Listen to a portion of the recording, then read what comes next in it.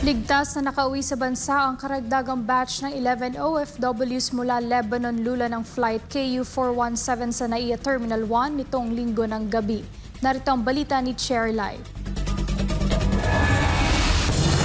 Ang mga overseas Filipino workers ay agad na sinalubong ng mga kawani mula sa Department of Migrant Workers, Overseas Workers Welfare Administration o OWA at Department of Social Welfare and Development.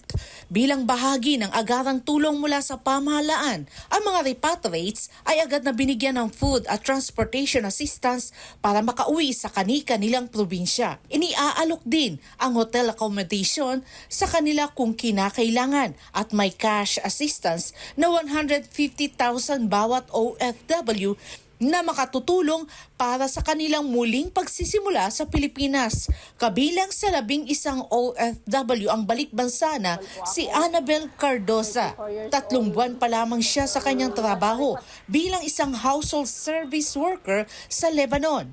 At doon lang niya nabatid na may giyera pala sa naturang bansa na nag-udyok upang agad na makauwi sa Pilipinas.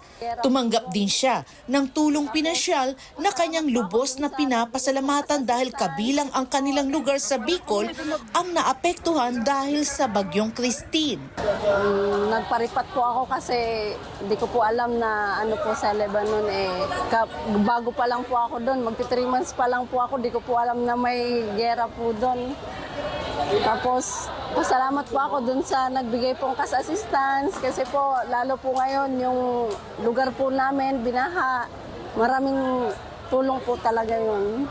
Sinabi naman ng DMW nasa mahigit 900 na ang nakauwing Pinoy mula Lebanon. Simula ipinatupad ng pamahalaan ang repatriation program dahil sa tumitinding tensyon sa pagitan ng Israeli forces at Hezbollah na nagsimula noong nakaraang taon ng Oktubre.